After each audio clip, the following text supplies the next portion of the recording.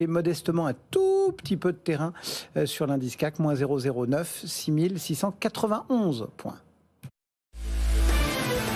BFM Patrimoine, l'émission 100% placement sur BFM Business.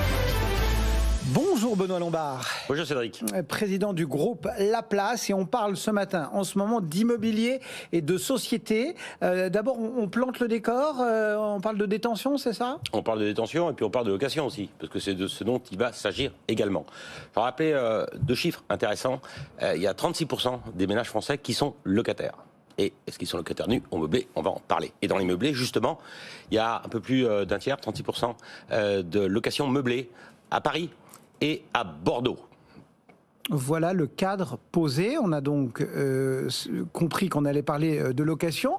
Quelle est la problématique? C'est-à-dire qu'il faut choisir justement entre nu et meublé? Voilà, donc soit vous louez votre bien immobilier nu, c'est-à-dire non garni de meubles, normalement, puis auquel cas c'est très réglementé, très encadré. On a des baux de 3 ans, on a des baux de garantie, on a des préavis pour le locataire, on a des préavis pour le bailleur.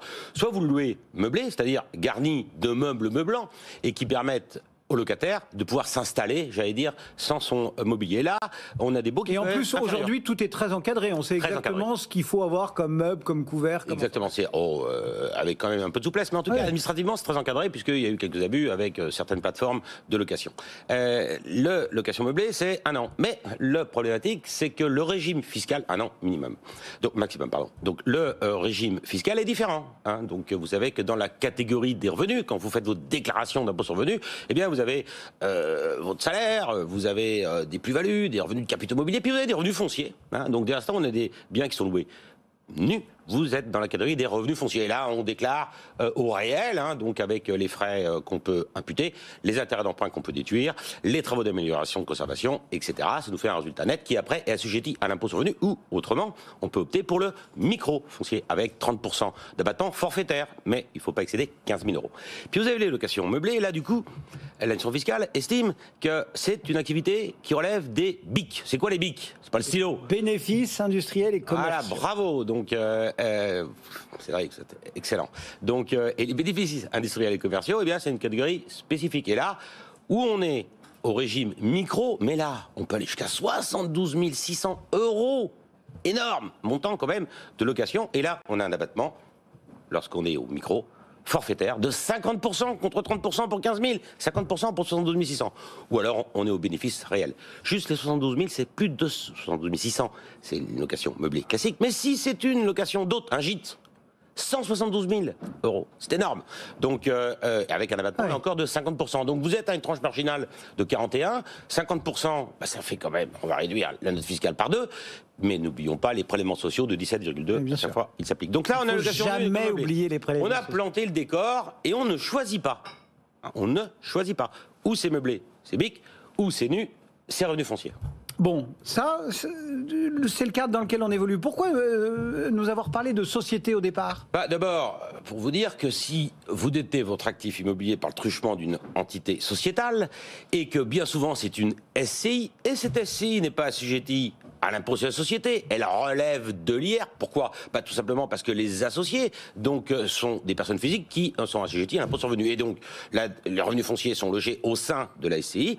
Une déclaration 2072, et puis après on éclate le résultat en fonction du prorata de chacun des associés. Mais cette SCI, si elle détient par exemple une résidence secondaire, et puis qu'elle se dit, tiens, au mois de juillet, j'ai loué ma résidence secondaire, eh bien là, ça relève, puisqu'elle est meublée, on va pas enlever les meubles, et puis regardez, et puis en plus les beaux, de 1 mois, c'est pas possible. Donc c'est une location meublée. Et là, on relève des BIC.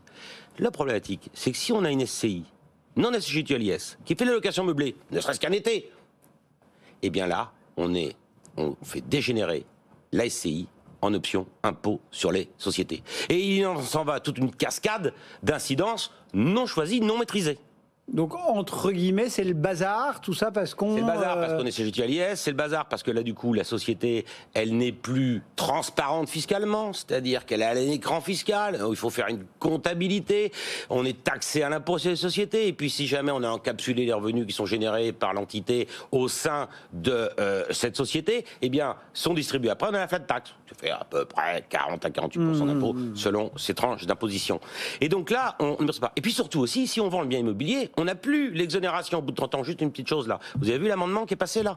Il y a un amendement qui est passé au Sénat en première lecture qui dit que la taxation de l'impôt sur les plus-values immobilières pour les particuliers, eh bien c'est exonéré au bout de 30 ans. Là, ça serait 2 taxes.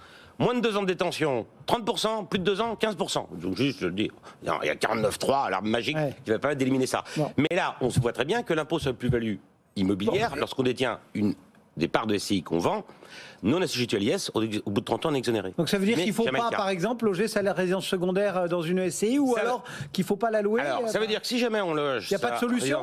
Il y en a une. On peut opter, on peut créer. Alors là, il faut maîtriser, là encore, il faut pouvoir penser. On peut créer une SARL de famille. Qu'est-ce que c'est que une SARL de famille? Une SARL de famille. Bah, comme son nom l'indique, c'est une SARL, Société à responsabilité limitée, dont les associés sont tous des membres de la même famille. Ascendants, conjoints, enfants, grand-père, petit-enfant, par exemple. Et cette SARL peut, sur option, non opter pour l'IS, si je puis dire. Et elle relève de l'impôt sur le revenu. Et comme la SARL est une activité commerciale par nature, c'est une société à responsabilité commerciale, qui peut, sur option, c'est la seule option qu'on connaisse dans le droit français, droit fiscal français, donc ne pas opter pour l'IS, ce qui permet de détenir son actif immobilier par le truchement d'une société. On sait que ça permet de dissocier le pouvoir politique du pouvoir économique, ça permet aussi, bien évidemment, de morceler les transmissions au fil du temps. Il y a tout un tas d'avantages, ça permet d'avoir de la dette et d'imputer cette dette en cas de transmission anticipée, à l'IFI, il peut y avoir des décotes si jamais il y a une illiquidité organisée des parts. Bref, il y a tout un tas d'avantages qui sont attachés à la société.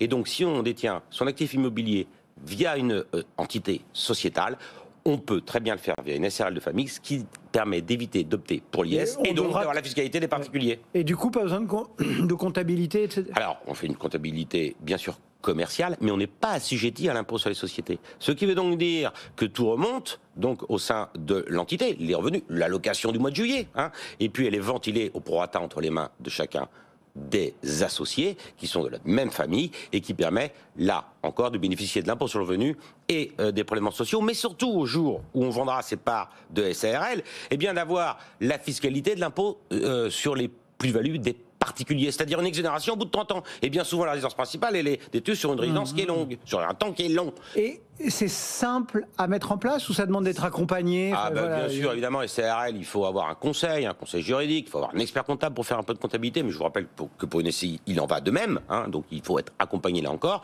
il faut répondre à ses obligations réglementaires, il faut s'organiser aussi de telle manière à ce que la gestion de la SCI... Donc c'est les mêmes pépins administratifs, entre guillemets, mais on n'a pas les questions fiscales. Il n'y a pas d'inconvénient par rapport à une SCI, il n'y a pas d'avantage non plus, sauf, bien évidemment, si vous voulez louer votre résidence secondaire, ou principale même, l'été.